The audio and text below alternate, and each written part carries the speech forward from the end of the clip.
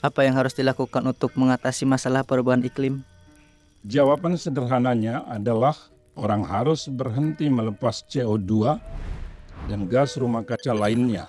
Ini harus menjadi tanggung jawab penghasil dan pelepas terbesar gas-gas ini. Di saat yang sama, juga amat penting melindungi dan memulihkan hutan, serta ekosistem lain yang menyerap dan menyimpan CO2. Disinilah kita, sebagai masyarakat adat, memainkan peran kunci karena kita pandai melindungi dan merawat tanah dan wilayah kita. Sudah banyak bukti bahwa tingkat deforestasi di lahan yang dimiliki dan dikelola masyarakat adat umumnya jauh di bawah lahan orang lain. Bertahun-tahun, perwakilan masyarakat adat telah meminta para pemimpin dunia dalam berbagai pertemuan iklim nasional dan internasional agar mengakui kemampuan mereka untuk melindungi alam sebagai salah satu solusi perubahan iklim dan agar negara-negara mengakui hak-hak mereka atas tanah dan wilayah adat mereka sehingga mereka dapat terus melindungi dan merawatnya. Namun, hanya sedikit dari pendanaan untuk mengatasi perubahan iklim diberikan kepada masyarakat adat. Sebaliknya, yang kita lihat adalah banyak pihak yang telah menyebabkan perubahan iklim terus mempromosikan pasar karbon yang diklaim sebagai solusi untuk krisis iklim. Mereka katakan pasar ini akan membantu para pemangku kepentingan bekerja sama mengurangi emisi gas rumah kaca global. Jadi, apa itu pasar karbon? Pasar-pasar ini secara fisik tidak ada. Tidak seperti pasar tempat orang berjual beli makanan dan lain-lain. Pembeli dan penjual di pasar karbon bertemu di ruang maya di internet dan mungkin tidak akan pernah bertemu langsung. Dan yang diperdagangkan bukanlah benda nyata. Masyarakat adat pada umumnya tidak banyak mengetahui dan memahami apa yang terjadi di pasar ini. Jadi, kalau tidak nyata, apa yang mereka jual di pasar karbon ini? Kredit karbon adalah barang yang dijual di pasar ini.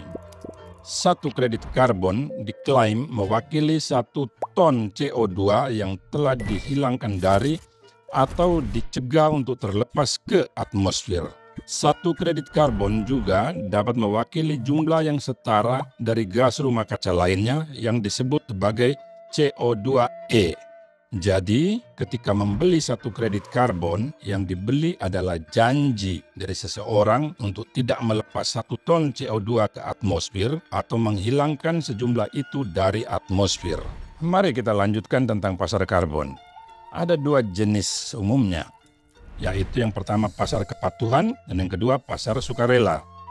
Pasar kepatuhan diatur oleh badan pemerintah internasional dan nasional yang menentukan jumlah CO2 yang boleh dilepas industri tertentu. Pencemar diberi batas jumlah CO2 yang boleh mereka lepaskan. Jika melebihi batas, mereka harus membeli kredit karbon untuk menyeimbangkannya. Jika di bawah batas, mereka dapat menjual kelebihannya di pasar karbon.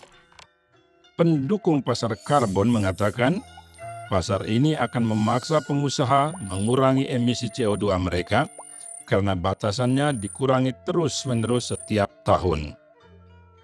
Di pasar sukarela, pembeli kredit karbon tidak melakukannya sebagai kewajiban, namun karena berbagai alasan. Seringkali pembeli berjanji dan mengumumkan bahwa mereka tidak lagi melepas emisi gas rumah kaca. Mereka, yang umumnya perusahaan, menyebutnya sebagai menuju nol bersih dan membeli kredit karbon dengan pemikiran bahwa emisi yang mereka lepaskan dapat diseimbangkan dengan emisi yang tidak dilepaskan atau diambil dari atmosfer oleh orang lain.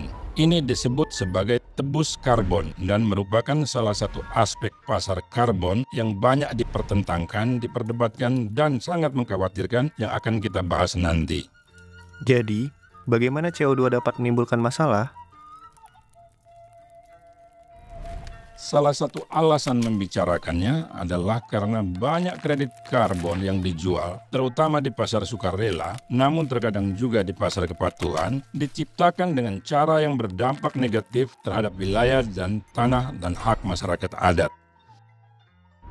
Alasan lainnya adalah karena beberapa dari kita ini bertanya apakah pasar ini bisa bermanfaat bagi komunitas kita dan apakah kita akan mau terlibat.